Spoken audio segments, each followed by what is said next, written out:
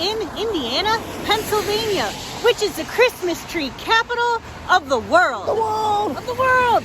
It also is the hometown of one of the most famous actors who lived a wonderful life. The man's name was, of course, James Stewart. Jimmy Stewart! The star of It's a Wonderful Life was from right here. As a matter of fact, he was born right here. Right up these steps. Used to go to the house he was born in and lived in until he was 5 years old. We're going to show you the other house he lived in here in town. We're going to show you a bunch of stuff. Jimmy Stewart's hometown, Indiana, Pennsylvania. We cordially invite you to come along for the adventure. Come along. Come on.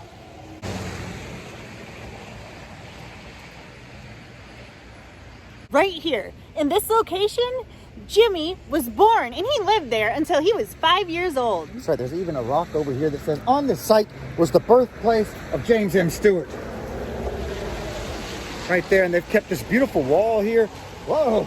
Knock Heather right out. They've kept this beautiful stone retaining wall here. They also have the flowers and bushes and all that. Behind that, where the house actually sat, is now a funeral home parking lot. Interesting. Let's go up there and take a look at that. Come on. Rary Bent's funeral home now owns the land Jimmy's parents' house used to be on. They have these beautiful bushes lined up where the front of the home once was. We are in the middle of climbing a hill to the top of Vinegar Hill. This is where Jimmy Stewart's parents had a house built when Jimmy was 5 years old. They moved into this house. These stairs are stairs that would have been used by Jimmy and his father many, many times as they walked to the family hardware store. Here's a sign right over here, Vinegar Hill. Now, we're going to complete the climb on up and show you the home that they moved into when Jimmy was 5. They stayed here. Jimmy stayed here all the way until he headed off to go work in Hollywood. And his parents stayed here all the way until his father's death in 1961. Here's the beautiful red brick house. Jimmy would have had a wonderful view of downtown Indiana from up here on top of Vinegar Hill. His mom taught piano lessons in the house and played piano for the local church, which we'll show you in a bit. Jimmy said his dad sang in the choir with a true but penetrating tenor voice, and someone once described the hymns as solos by Mr. Stewart with accompanying voices. One day, Jimmy decided he wanted to have a family meeting. So he had all the family gather in a room in this house and said, I want to travel to Africa and bring back some animals. That's right. This was when Jimmy was 10 years old. Now, his mother and sisters pointed out some issues like his age and the fact that he didn't have any transportation. They kind of made fun of him. However, he called that inconsequential and mundane issues. His father, on the other hand, went out and a couple days later came back home with books on Africa. He had train and boat schedules for a trip to Africa. And he even brought back some iron bars from the hardware store so they could build cages to put all the wild animals in from Africa when Jimmy got back outside the house. So what he was doing there was letting Jimmy run with his imagination. Of course, his imagination became a huge part of his career. Jimmy would actually spend many hours in the basement as a child building his model airplanes. Yeah, he was a huge fan of airplanes. As a matter of fact, he became a pilot and was also a pilot in the military. He got that idea, the ideals from his father, from his grandfather. They were all military men. And his father made it very clear to him that he wanted him to be in the military. Jimmy took that very seriously and decided to go into the military. It was after he'd already won an Academy Award when he decided he wanted to enter the military and go fight in World War II. Now, when he first went in there and said, I want to be in the military, they said, you're too small. They weighed him. He didn't weigh enough to be in the military. So he went home. He got a trainer through MGM and he bulked up. He went back, tried out again. They said, you're still too small. He had the guy redo the numbers and everything else. Somehow he was able to get in.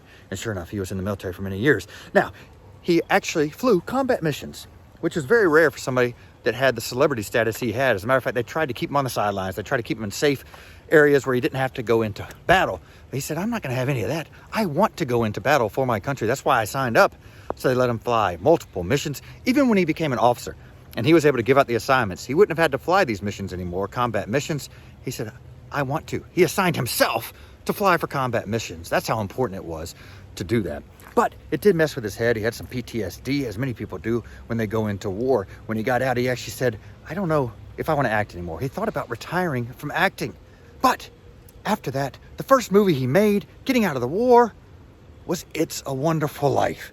The classic Christmas movie that we all know. Now, if you notice behind us, Jimmy Stewart. They got this little lane, brick lane, named after Jimmy Stewart, right beside his childhood home, right there. All right, we're off to find some more Jimmy Stewart stuff. Come on, let's go. Let's go. We're at a crosswalk downtown in the rain. Wait for it. Wait, Wait. wait. Wait. And the voice you hear, about to hear, is not actually Jimmy Stewart. It's Richard Little impersonating Jimmy Stewart. But it's cool to be able to come right down here, get ready to cross the street, and hear that ever familiar voice. Listen. Listen. This is Jimmy Stewart. Philadelphia Street Walk sign is on to cross Philadelphia. There he is, Jimmy Stewart. Still around all these years later, downtown. The town wanted to surprise Jimmy on his birthday, so they bought this $100,000 bronze statue made in the likeness of him to celebrate His 75th birthday. The problem was, now this was a big celebration. Ronald Reagan, the president, even got on the phone with him. Jimmy flew all the way over here from Los Angeles. It was probably his last visit here to his hometown of Indiana, Pennsylvania. But the statue wasn't ready. So they had to quickly put together a fiberglass statue, which they used in place of the real statue for the ceremony. The fiberglass statue is now on display at the Jimmy Stewart Museum here in town. Jimmy probably never got to see the actual bronze statue that is here now. We've now made our way on over to the S&T Bank, which used to be the location for the J.M. Stewart hardware store, which his grandfather founded in 1853. And then his father took over, and then His father ran the store all the way until his death in 1961 at 88 years old. The store was sold a few years later, and eventually it was torn down. Jimmy's father continued to run the store all those years because he kept hoping Jimmy would come back and take over the hardware store eventually. Jimmy said his father never really understood the whole Hollywood thing and never really took it as a very serious career. He thought a serious career would be to come back here in town and run the hardware store right here in this location. Now, he did, however, put on display that Academy Award. Jimmy won an Academy Award in 1940, or actually in 1941 for the 1940 movie, The Philadelphia Story.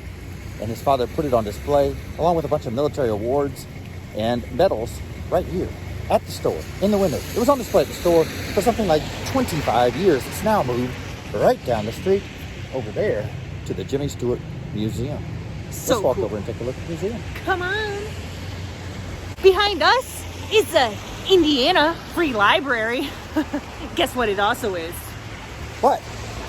Oh, the Jimmy Stewart Museum. Yeah. They wanted to build a big, fancy, special museum for Jimmy here in his hometown. Jimmy said no. He wanted something very modest. Sure enough, they put it on the third floor of the local library. Right over here, there's a historical marker for Jimmy, legendary American actor, born and raised in this town.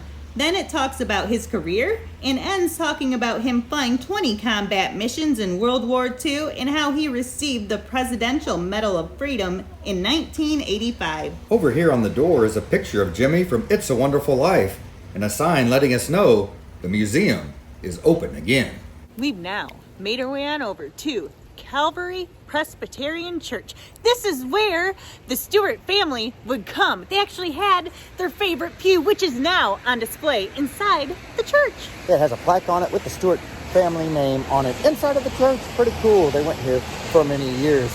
It's very rainy and messy today. It makes me think a little bit, and it's cold, makes me think a little bit about snow, which segues me into the story about how they got fake snow for the movie It's a Wonderful Life. Before that, they were actually using cornflakes in movies. They would paint the cornflakes white for snow, but they were very loud. So the director said, no, let's come up with something else. Sure enough, they were able to come up with a chemical using foamite, which was a firefighting chemical, mixed with sugar and water, and they created 6,000 gallons of fake snow for the movie. It made it look like a winter wonderland for It's a Wonderful Life. What an amazing man Jimmy Stewart was. What a wonderful life he lived. We sure enjoyed checking out his hometown. It was a lot of fun. It was so special to be here in the town, walking in the footsteps, don't fall, of Jimmy Stewart. one of the greatest actors of all time, and certainly It's a Wonderful Life, it's one of the greatest movies of all time. Mr. Smith Goes to Washington, another great movie. He had a bunch of great movies. He even did some Western movies that were wonderful as well. It's interesting, you can see his house, I just realized. Way up there, the end of the street, on the top of the hill, the Jimmy Stewart family house, right down the street from the church. So I'm sure they walked this path many, many times over the years as they went to church, went to work. It was obviously all right around this area here in Indiana, Pennsylvania. They actually have a ceremony, and It's a Wonderful Life ceremony around Christmas time every year. It goes on for 6 weeks here in Indiana. They love Jimmy Stewart still here in Indiana. So if you get a chance to check it out, you're a big Jimmy Stewart fan like we are, then come on out here and check it out sometime.